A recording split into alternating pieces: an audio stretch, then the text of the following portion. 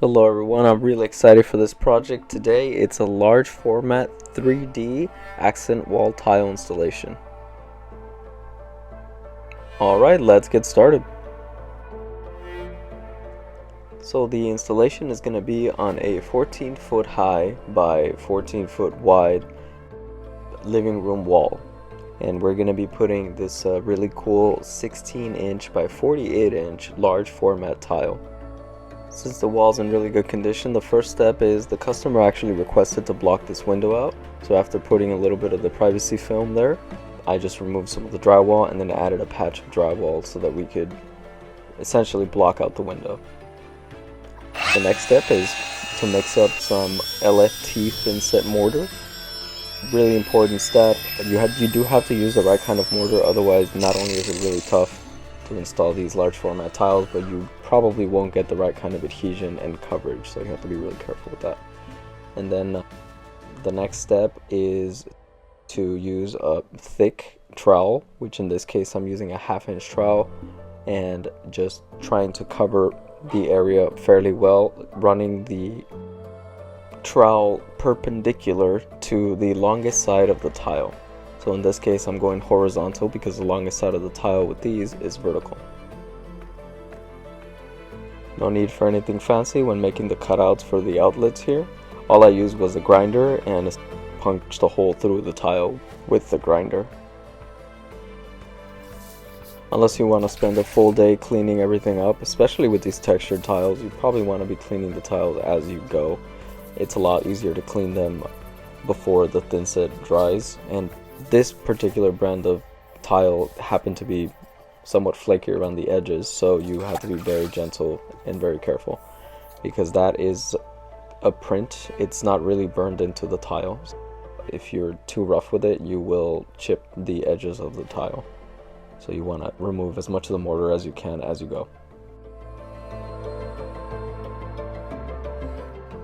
You might notice some yellow color or orange color beneath the tiles. Those are just wedges. I'm using them to very slightly pop the tiles up and keep them level.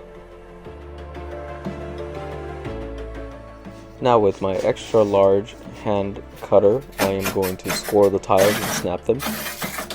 So this is a hand cutter that handles tiles up to 5 feet. I don't think I could have completed this job if I did not have this tool, so kind of essential for most people trying to do something that's decently sized.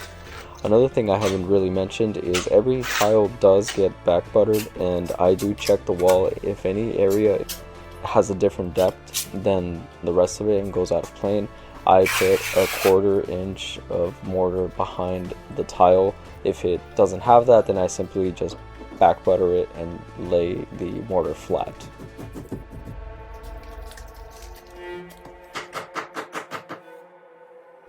Alright, first day is done and first line of tiles is complete. So the first line really is just practice. It's something that most tile guys get to do all the time.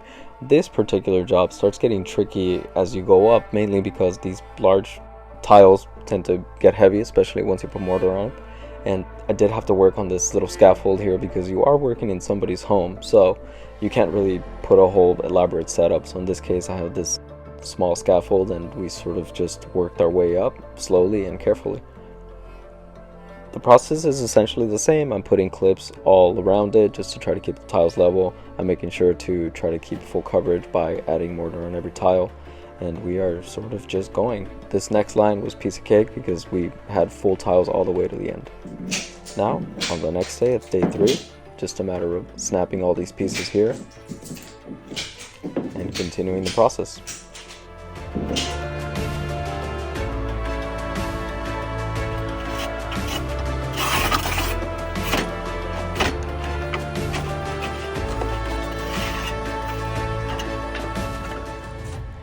Alright, now this is when things get fun. I am already 8 feet up in the air. Scaffold is doing its best, but it's still kind of wobbly. Luckily, I do have an awesome helper today, and the process continues. The top gets a slight cut piece, and then we are going to do the angled cuts now. So in order to do angled cuts on a hand cutter, it's exactly the same as the other process of doing a straight cut, but you just have to set it at an angle. it does also help to have somebody there to catch the tiles after you snap them.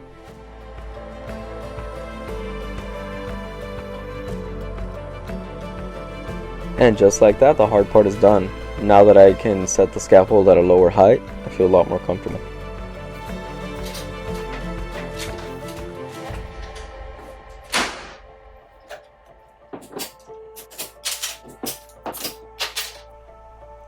So for the process of grouting these large format tiles, it is technically easier. This project not so much, because of course we're grouting 14 feet in the air, so that's never really fun.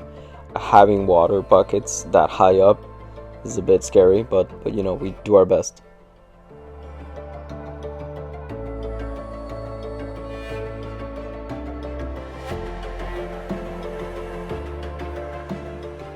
If you notice on the top there, you see some blue tape. I put the blue tape beforehand because I am going to use a different kind of ladder to put caulking at the very top. Right now I'm just giving it the final wipe. I believe I wipe everything about 3 times before everything's fully clean. This is it, the final pass. All done.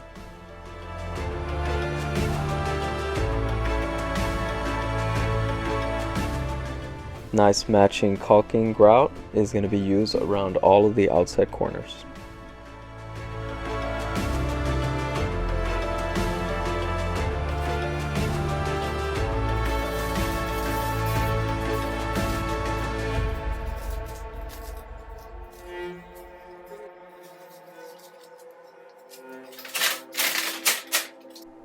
And just like that, another awesome project completed. I am honestly thrilled to have had the chance to work on this project.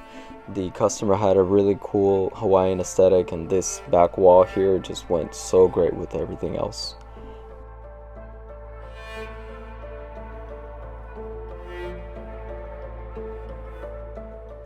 Thank you all for taking the time to watch this video.